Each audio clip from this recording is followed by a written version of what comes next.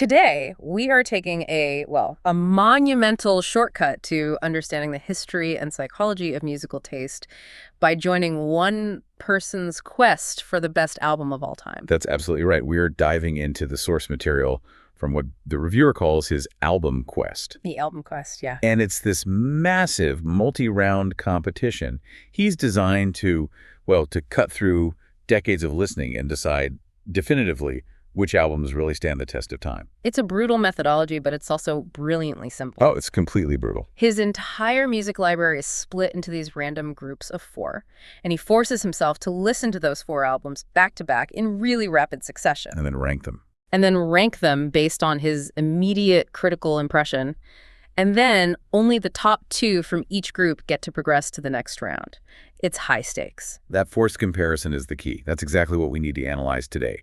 Because we aren't just looking at the music, are we? We're studying the critical decision-making process under pressure. Yeah, where 4 wildly different artistic statements are all competing for just 2 survival spots. It's a musical cage match. It really is. Okay, so let's unpack the collision that was round 1, group 226. Our mission today is to get inside the reviewer's head, to follow his journey with these 4 contenders and understand precisely why the final ranking shook out the way it did. And the lineup is, frankly, it's absurd. It's all over the place. We have a quintessential classic rock giant, then a defining modern alternative rock album. And then a groundbreaking piece of instrumental prog rock. And to top it off, a 21st century Disney soundtrack. See? Absurd.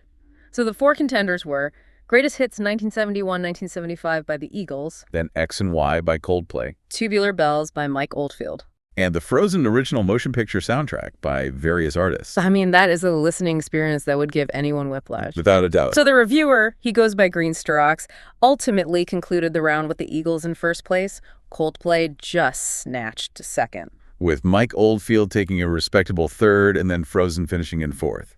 So our goal here is to really dissect the psychological and critical rationale behind why the Eagles and Coldplay moved on and why the other two, just fell short. We have to begin with the winner.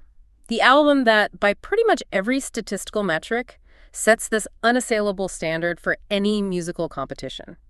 The Eagles' greatest hits, 1971-1975. Exactly. Well, when we talk about musical benchmarks, this album doesn't just set the bar, it kind of owns the entire mountain. That's a good way to put it. The source material really emphasizes its historical and commercial dominance. And not just globally, but specifically in the United States. It is, and this is the key phrase, the biggest selling album ever in the history of the United States. That one statistic is just, it's impossible to ignore in any kind of objective ranking. It is. I mean, think about the sheer scope of American music history. And this album, a compilation of hits, it stands above everything else. We're talking over 38 million copies sold, and it's still counting just in that one country. And the source adds another vital, competitive layer to that stat. Oh. This greatest hits album actually outsold Michael Jackson's monumental Thriller. Wow. In America. This isn't just some beloved album. It's a commercial Goliath that defines the very term classic rock for, multiple generations. Okay, but this immediate high ranking, it does raise a fascinating methodological challenge for the quest, which the reviewer touches on. Which is? Well, if you include a greatest hits album, which is a collection of singles that have already been meticulously market tested and proven to be universally appealing, doesn't that just fundamentally skew the results against albums that were crafted as a single, cohesive artistic statement? That is a very valid point. A true studio album, it relies on flow, on deep cuts, on building a specific mood from start to finish. Right. A greatest hits collection, by its very definition, is just peak efficiency. It's all killer, no filler. The Eagles compilation is essentially a curated masterclass in songwriting. It's totally devoid of the experimental or, the transitional tracks that might drag down a normal studio album. And the source material completely supports this efficiency argument. He describes it as an almost perfect album of hits. And he points to 3 critical traits: classy musicianship, great lyrical storytelling, and, quote, absolute classic compositions. It's the precision of the songwriting that really locks in that perceived perfection. Yeah. We're talking about a compilation of 9 singles released in just 4 years, plus the iconic track Desperado. This selection process, which focuses only on peak performance, creates something that is arguably stronger than any single album they released during that period. And the songs themselves are foundational to the whole genre. I mean, you've got tracks like the definitive road trip anthem, Take It Easy, Yeah. the dark, evocative Witchy Woman, A great one. the detailed narrative of Lion Eyes, and just the sheer vocal power of Take It to the Limit. The reviewer praises this specific curation for its seamless genre blend. He describes it as a timeless, easy-listening, country-esque, classic rock collection. Which is a mouthful, but it's accurate. It is. It manages to appeal simultaneously to fans of folk, country, and stadium rock, which demonstrates a universal accessibility that very few single-artist collections can ever match. And this historical weight, it raises this kind of existential challenge for the entire quest. How so? The source explicitly asks whether modern musicians, working within an art form that's now 60 years in the making, can they truly compete against this entrenched history? It's the battle of the established pantheon versus the contemporary claimant. And the reviewer, he eventually just settles the matter by asserting that the Eagles, particularly this collection, stand up there with just about anybody you care to mention. He names contemporaries like Fleetwood Mac, Pink Floyd, Genesis. The big guns. The big guns. So the conclusion here is that the Eagles basically cruised into first place because they're not just competing on musical merit. They're competing on the sheer weight of history, of commercial validation, and perfectly optimized track curation. They define the highest, most stable benchmark in the whole competition. It makes them an inevitable progressor. And that sets the stage perfectly for Coldplay, doesn't it? It really does. Because they are the modern band forced to compete against this historical titan. For them to progress, they needed a quality that was so consistent it could overcome the reviewer's deeply ingrained personal bias. That transition leads us right to Coldplay's X and Y, the album that secured that second spot. And what makes this story so compelling isn't really the music itself, at least not initially. No, it's the story of the reviewer's decade-long and frankly hostile relationship with the band. It's incredible. This section of the notes is just a fascinating study in musical redemption and cognitive bias. The reviewer confesses to a long-standing, and he uses this phrase, stubborn stupidity, regarding Coldplay. I love that. Stubborn stupidity. Right. So back in 2002, when A Rush of Blood to the Head came out, the reviewer arrogantly declared it fairly insipid and claimed the band was far from the finished article. Far from the finished article? I mean, that's a damning phrase for a band that was blowing up. But the criticism, it just keeps going. He found Coldplay bland, overrated, and about as edgy as a sphere. As edgy as a sphere. The sheer intensity of this dismissal, it shows how deeply he had mentally discounted this band during their absolute peak commercial rise. Well, it suggests an adherence to a certain kind of cultural gatekeeping that was really common during the mid-noughties alternative scene. That's a good point. If a band was that big and that popular, they often became subject to intense scrutiny and this sort of reflexive dismissal from critics and certain segments of the audience. And there is this internal conflict even then, which I think makes the confessions so relatable. He admits he did like the singles, The Scientist and Clocks, but he said he tried to keep that to myself. Right. That refusal to admit you enjoy something that's deemed culturally uncool, it just highlights the psychological barriers we music fans often construct for ourselves. And the source gives us essential historical context for this resistance. Yeah, he drew some clear lines in the sand. He did. He preferred bands that he felt offered more substance at the time. He felt that Keen's debut, Hopes and Fears, and Snow Patrol's Eyes Open were, in his words, far superior records to Rush of Blood. And this mental comparison meant that for years, he steadfastly failed to acknowledge this band much at all. So the big question is, how did X and Y, which came out right in the middle of that skeptical period, how did it finally earn its stripes and progress past Mike Oldfield and Frozen? Well, the turning point didn't actually happen with X and Y directly. Oh, interesting. The stubborn shield finally cracked years later, in January 2016, after a completely different, much later album, Milo Xyloto, finally convinced him to give the band a proper second chance. So it was a different album that opened the door.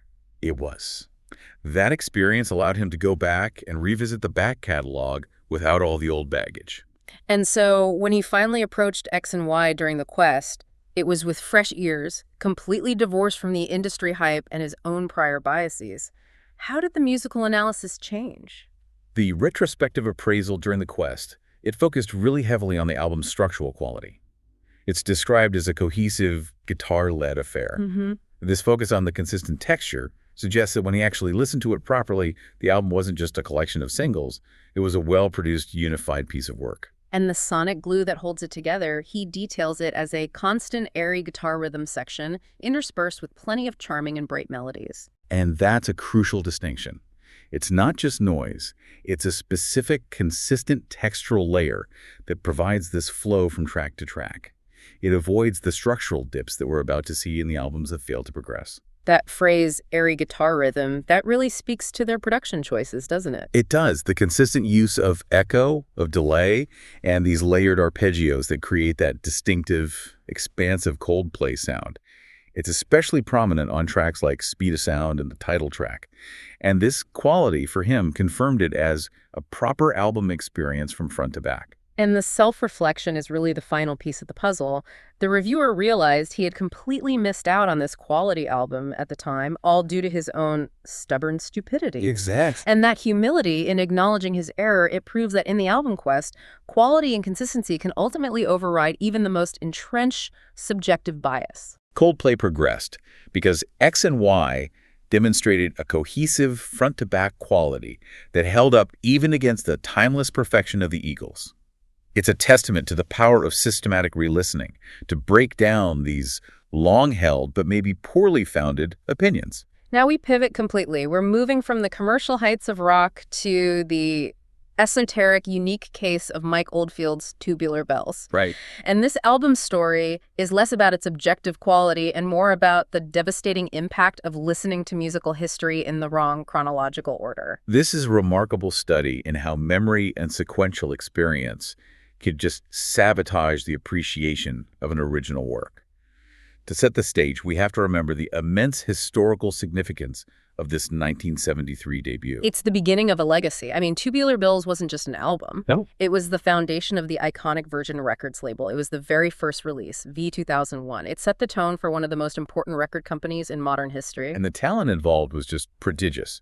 Mike Oldfield was only 19 years old when he recorded it. Thanks. And even more incredibly, he played every single instrument on the album himself. That's insane. That level of youthful dedication and musical vision, it makes the original Tubular Bells a non-negotiable masterpiece in music history. And culturally, of course, it became intrinsically linked to horror cinema, Oh yeah, The Exorcist. serving as that haunting and really controversial opening theme for the film. So the album carries this dual weight historical genesis and cultural shockwave. But the reviewer's relationship with it started entirely backwards. And the backward journey is the fatal flaw here. It's every... The reviewer first encountered the work through its sequel, Tubular Bells 2, which was released nearly 2 decades later in 1992. Right, and he bought the sequel after hearing the track, The Sentinel, on a Halifax TV advert, of all things. So it was a purely commercial, modern connection, nothing to do with the original's history. Exactly. And then he got the original album 20 years after that from a free newspaper CD. So when he finally listened to the original Tubular Bells for the Quest, he realized he already knew the entire compositional structure back to front. Because Tubular Bells 2 is a complete reworking of its predecessor. It uses the same melodic sequences, the same emotional arcs, the same compositional passage. And the exact same order. In the exact same chronological order. It's basically a sonic replica, just with updated 90s production. And crucially, it even contains that famously eccentric detail that Mike Oldfield introduced in the original. The bit where some bloke reads aloud the instruments that are being played during the grand finale. Yep. So the reviewer coined this term, multiverse of tubular madness, to describe the feeling this structural similarity created. It wasn't listening to something new for him. No, it was like entering a parallel dimension. That's a great way to put it. Let's delve deeper into that parallel dimension analogy because I think it's so powerful.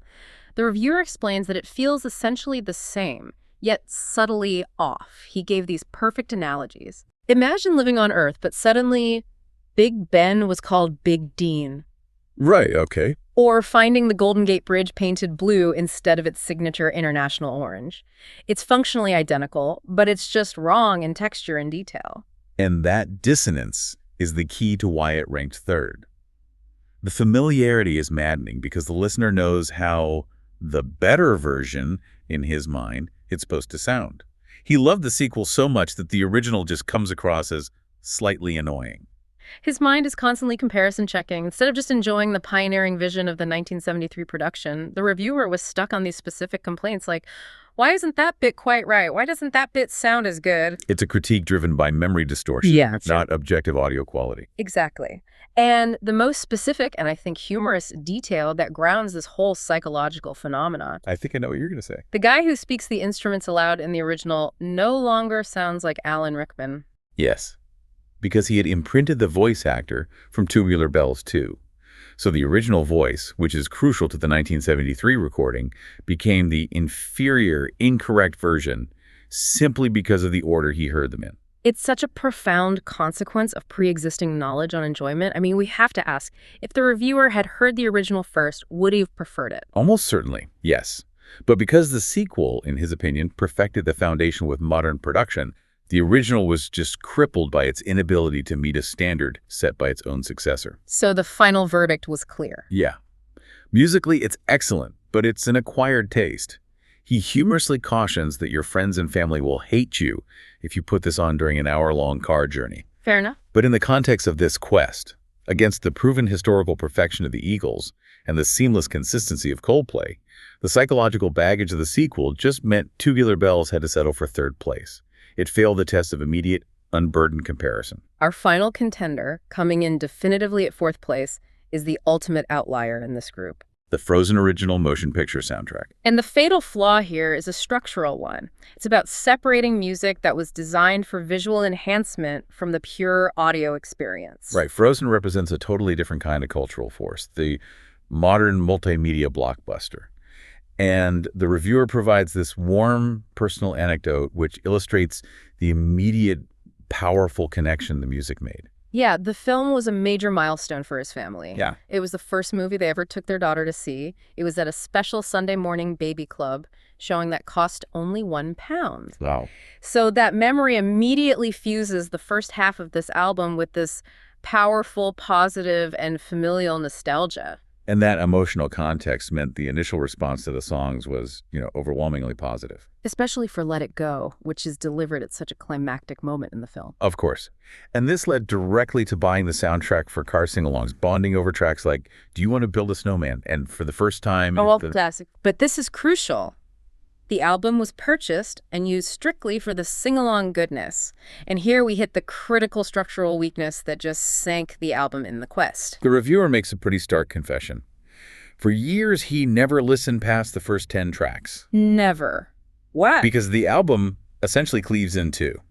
The first 10 tracks are the massive pop hits and the duets, the songs that are supposed to stand alone. And after track 10, the notes say the album descends into instrumental soundtrack territory.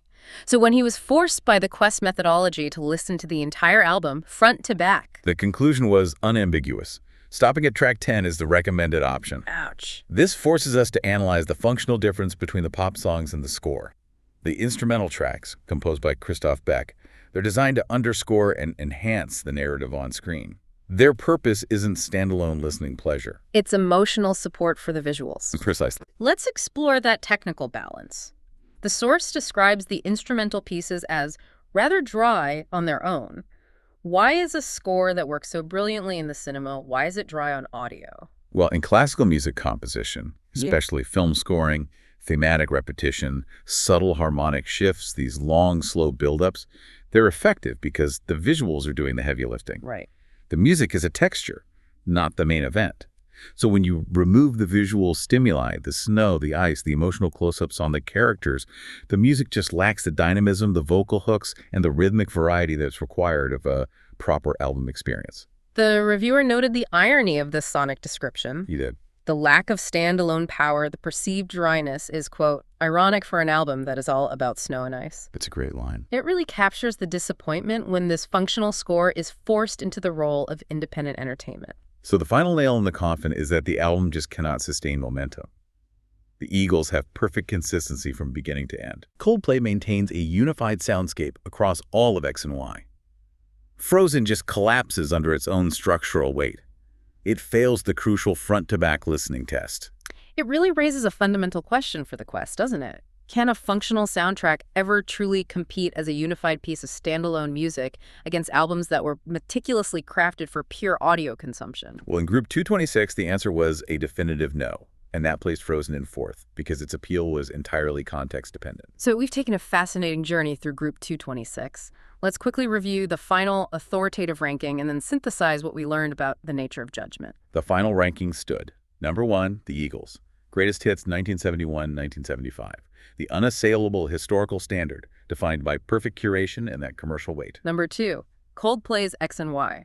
A cohesive, quality, modern album that earned its spot by overcoming the reviewer's entrenched, arrogant bias. At number 3, Mike Oldfield, Tubular Bells. Excellent pioneering music, but ultimately sabotaged by that psychological hurdle of knowing its technically superior sequel first. And fourth, the Frozen soundtrack. Structurally unsound as a standalone listening experience, losing all momentum immediately after the pop hits conclude. Okay, so the key differentiating factor here seems to be this concept of a proper album experience. We need to define what that actually means in the context of the quest. Well, according to the reviewer's journey, a proper album experience is characterized by 3 things: consistency, front-to-back cohesion, and a lack of reliance on visual or external context. So the album has to hold up on its own. It has to hold up when forced into repeated, critical listening. The 2 albums that progressed, the Eagles and Coldplay, they both met this standard. The Eagles met it through historical depth and objective classic quality. And Coldplay met it through modern consistency and the sustained quality of its production and its arrangements. Conversely, the 2 albums that failed, Oldfield and Frozen, they both failed because of these external contextual issues that prevented them from being a proper album experience. Right. Oldfield's experience was ruined by a flaw of chronology.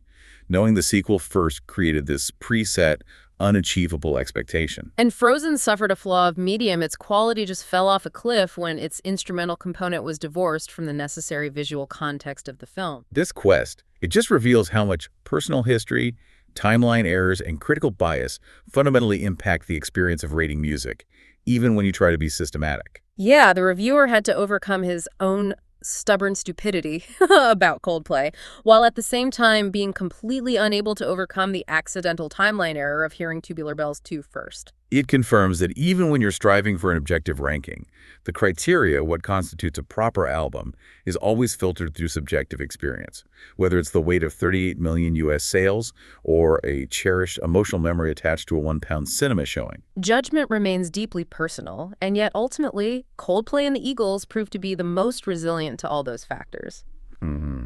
This album quest has been a fascinating look, not just at 4 very different records, but at the sheer complexity of critical judgment itself. We've seen how decades of sales figures can dominate, but also how self-reflection can allow a modern album to earn its place against those historical heavyweights. And this whole journey provides us with a fascinating final question that really builds on that Oldfield segment. Okay. The Tubular Bells dilemma. It raises a deeper issue about musical lineage and quality.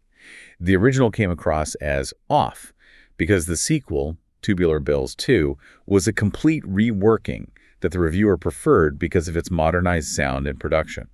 So does a complete reworking that deliberately uses the same structure, the same melodies, the same compositional passages, but just updates the texture and tone, maybe even perfecting the original idea, does that actually cheapen the historical significance of the debut? Or does it set a new, subjectively better standard for how sequels or reinterpretations can function in the modern musical landscape? That's a great question.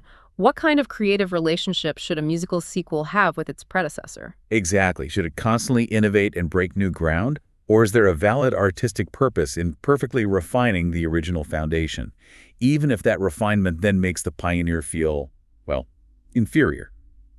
That's the question Oldfield leaves hanging in the air after this particular round. When the sequel is better, what happens to the legacy of the original? A fantastic provocation to end on. We've certainly learned a lot from Group 226, and we encourage you to pursue your own quests for knowledge and to challenge your own musical biases. Until next time, keep listening critically.